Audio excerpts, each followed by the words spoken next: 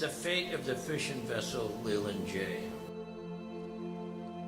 The 90-foot eastern rigged fishing vessel Little Infant departed from Provincetown Harbor at 5 p.m. for a routine 14-day offshore scallop fishing trip to spend 2 weeks at sea. Between trips, it will spend 3 days in port. This is the way of life for fishermen.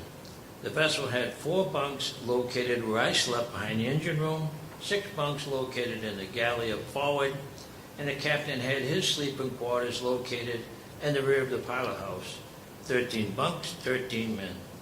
It's approximately 15 to 20 hours of steaming time to the fishing grounds. We arrived and got into good fishing, catching a lot of scallops. The mate's 6-hour watch put down 15 bags, and the captain's watch put down 12 bags.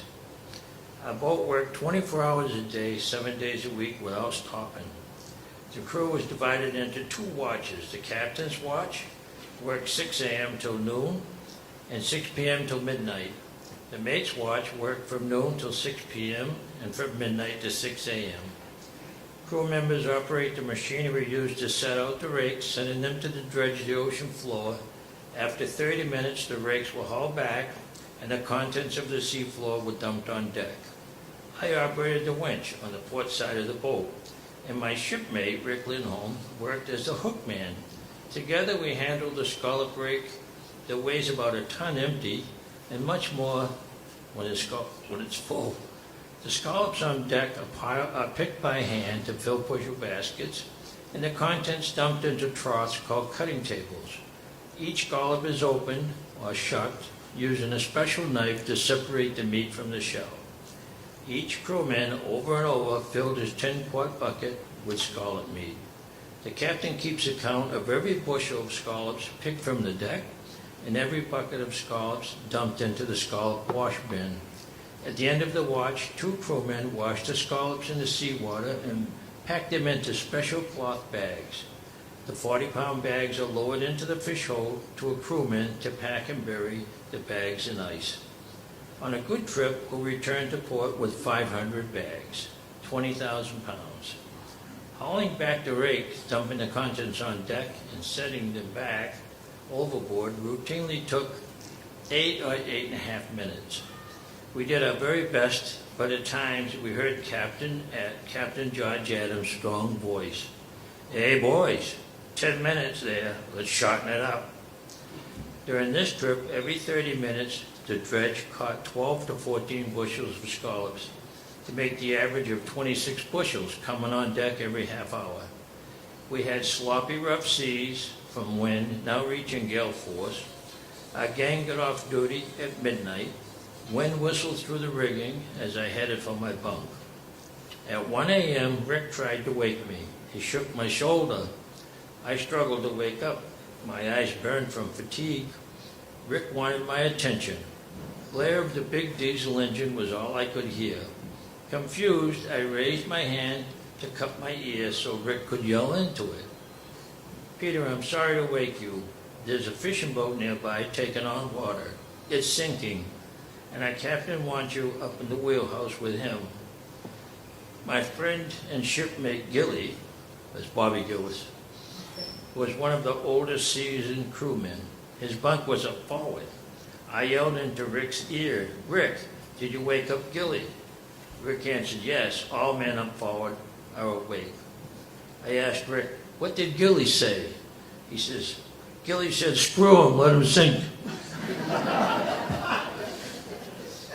I chuckled to myself. Rick, Gilly, Tony, and I worked the same watch for hours. This had been a hard trip. We were in a big storm. It's after midnight, and everyone was exhausted. The captain gave the order, "All hands on deck," and Rick did his best to be sure everyone was awake. Rick said, "Be careful while you're going on deck." I answered, "Thanks, Rick. I'll see you topside." The boat rocked and rolled violently. I struggled getting into my foul weather clothes and boots. It's difficult to hold on, and you can't let go. Rick stood by for a few minutes before yelling in my ear, "Don't hurry. Last I heard, that boat was 9 miles away, but it might be closer now." I climbed to the top of the steep engine room ladder. Usually I would walk through the shucking house to get on deck, and from the deck climb a tall set of steps that went to the wheelhouse. But this time I spied a small emergency exit door at the rear of the captain's quarters.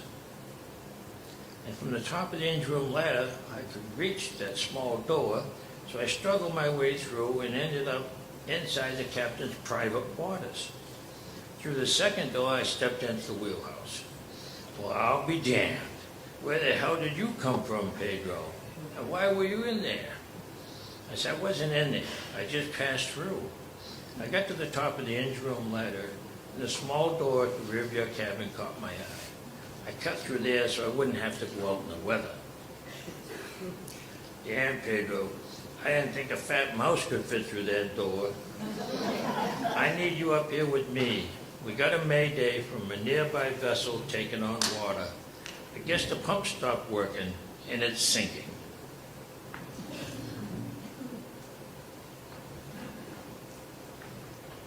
I've been in touch with the Coast Guard, but they keep asking the same questions over and over. We are the only other boat out here, except for the one that's in trouble. Hell, Captain, it's rough as hell. This isn't a good night to be screwed up out here. The ship-to-shore radio came to life. Calling the fishing vessel, Little Infant. Calling the fishing vessel, Little Infant. This is the United States Coast Guard. This is the United States Coast Guard. Come in, please. Captain Adams didn't answer the radio. Pedro, the first mayday came in when the boat was 9 miles away, but it's closer now. You can pick it up on the radar when it's on top of the crest of the waves, but we lose it in the trough. Our mate went forward to organize our gang, and I want to keep an eye on that. I want you to keep an eye on that radar. We have to keep track of what's going on. From our high pilot house, I could see our crew. A few men stood atop the whaleback at a high point on the bow with all eyes fixed on the seas. Gilly and Larry stood on deck at the ready with their survival suits if needed. Coils of rope, life jackets, and searchlights were at hand. Gale force winds howled through the rigging as huge seas crashed over the bow and rails of our boat. Pedro, keep an eye on that radar. Let me know each time you spot that boat. I'm watching it, Captain. It's 3 miles from our forward port. The ship-to-shore radio came to life. This is the United States Coast Guard. This is the United States Coast Guard calling the fishing vessel Little Infant, calling the fishing vessel Little Infant. Captain Adams reached for the radio microphone. This is the Infant. Go ahead, Coast Guard. Coast Guard's response. Fishing vessel Little Infant. This is the United States Coast Guard. What's the name of the vessel in distress? What's the name? Captain Judge Adams barked into the radio microphone. The name of the vessel is the LeLand J. I already told you that 10 times. How many more times are you going to ask? He said, Pedro, I've been saying the same things over and over with those guys. What the hell is the matter with them? Can't they hear? Fishing vessel Little Infant. Fishing vessel Little Infant. This is, again, Captain Adams cut them off. I know who you are. Stop saying the same things over and over. I need help out here. Send me a chopper with some pumps. Give me some lights. Sorry to interrupt you, George. That's okay, Pedro. I'm not getting anywhere with these guys. You got something there? Yes, Captain. It's a big western rig. I got it fixed, but it's close. Too close. Pedro, we got 30-foot cresting seas running, and picking these men up in this weather isn't going to be easy. The last transmission I got from that boat's captain said there are 6 men and they're going to be in the water. I don't know if they're going to be in a raft or if they'll be swimming. Fishing vessel Little Infant, fishing vessel Little Infant. This is the United States Coast Guard. This is the United States Coast Guard. What's the color of your vessel? Captain Adams answered the radio for one last time. What difference does that make? I'm too busy to talk now. Pedro, where's that boat? Never mind, I got eyes on it. The two of us watched the sinking vessel come up on the crest of the seas. The lights were on, but the entire stern of the boat was underwater. Pedro, be careful, my boy. Go forward to tell them. All eyes looking to spot anything at all in the water, and you come back here. I'd made my way across the deck and over a big skull pile. Gilly and Larry stood at the ready with their survival suits. "Gilly, I hope you don't have to go into that water tonight in those rough seas." He laughed and said, "Hey man, I hope not too, but if my ass was out there, I would hope someone was coming after me." In spite of the foul weather conditions, our crew members were in good spirits and ready for anything about to happen. Two of our men held tight to the rigging to brace against the 70-mile-an-hour winds. Waves broke over the bow and wind whistled as it made its way across the deck, as I made my way across the scallop pile and up to the pilot house. "Pedro, what's going on out there?" "They're ready, George. They spotted green lights," and our men shouted, "Look out there, keep watching." The unanswered radio crackled its questions over and over. George and I both knew the hope of getting help from the Coast Guard was now lost. I took my place by the radar with my eyes on the stricken vessel. I was in deep thought. "Pedro, have you ever seen anything like that before, my boy?" "No, sir. God help them if they're in the drink." For a long moment, we watched the unfathomable sight before our eyes. She was a ghost ship, a big offshore fishing dragger, on her own, alone and adrift at sea, with the radar turning for an unwatched green. She lives for the moment, but soon the vessel's founder will come to claim the ship. Her entire bounty returns to the depths from whence it came. I prayed for her crew, and I prayed for us. The big vessel got close to our port beam. A daydream turned into a nightmare. I questioned, what was I doing out there? "Pedro, I'm going to give us a little power in order to get that boat past our stern. I don't want to get tangled up with her. Go forward and find out what's going on up there. Tell everyone to be careful. I don't want to lose any of our boys." Up forward, men talked about two green lights, one fixed and the other moving side to side. Our vessel jogged steadily into the wind, and the raft surfed down the waves as it approached our bow. The raft came too fast and too close. The little infant rose high on the waves, and the men in the raft were in danger of being crushed. One of our crewmen looked toward the pilot house, waving his arms to get our captain's attention, and he yelled, "Back it down, George! Back it down hard! Back it down, George! Back it down now!"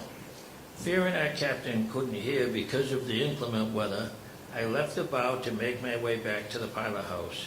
Suddenly the boat lurched to a halt, almost knocking me down. Black smoke bellowed out of the exhaust stack. Our boat was in full reverse. The door of the pilot house opened, and Captain George Adams stepped outside into the horrific weather to address the crew. He stood spread stance to ride the pitch and roll, and reached to pinch the corners of his glasses to adjust them to his face. He always did that. I'd seen him adjust those glasses at other times in distress, at sea. It took him only a brief moment to size up a bad situation at hand. He's a tough but gentle man with strong body, muscular arms and hands, and a deep voice. "There'll be no hollering on this vessel. Take those men aboard our starboard side and put them down, but don't drop them there or they're a goner." Our skipper disappeared into the pilot house and maneuvered the little infant perfectly and placed the raft alongside our starboard bow. The raft was on a wild ride, reaching heights above our gallows, but quickly dropped back down into the trough. Our mate made a perfect throw of a long line to the men in the raft. Cheers and shouts of joy rang out from our crewmen as the line was caught on the first try. The raft still rode the waves, but now tethered to the little infant. Our crew pulled on the line and saw frightened faces in the raft. Our mate yelled, "Wait till the raft rides up, we'll grab you on the way down." Every man wanted to be the first out of that raft. One man's outstretched arms waited to be grabbed. Rick grasped his hand, but their hands pulled apart as the raft dropped. The raft rose again, and Ricky and Paul grabbed him and held the same man as the raft dropped out from under him. With a good hard yank, he was over the rail and flopped on the deck of the little infant. Each grab brought another man aboard our boat. The the last man grabbed was very large. Hey, we got a big one. We got a big one. Grab him. Over the rail, the last man came like a huge fish and flopped on the deck in the same fashion as the others. Our ship's cook, Gio, was Captain Adams' son. He quickly cared for the survivors, getting them below into the warm galley. Our crewman pulled the empty raft aboard, deflated it, and stowed it away. With the crew of the stricken vessel safe and sound, I returned to the pilehouse to report to our captain. I stepped inside. Well, that went well, Pedro. How are those men? Asked the skipper. They're shaken up, but lucky to be alive, thanks to you, Captain George Adams.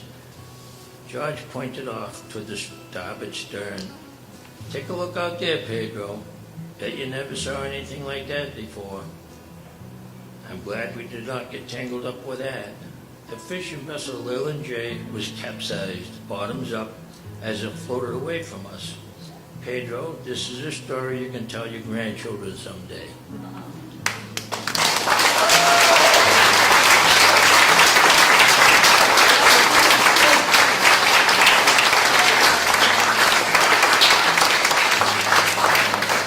Thank you all very much. I just want to say that actually, this is a long story I've already written, but I had to write a Reader's Digest version to get half of this in here. And I'm going to write the rest of it the same fashion, probably do it next year. The rest of the fishing story was really interesting as well.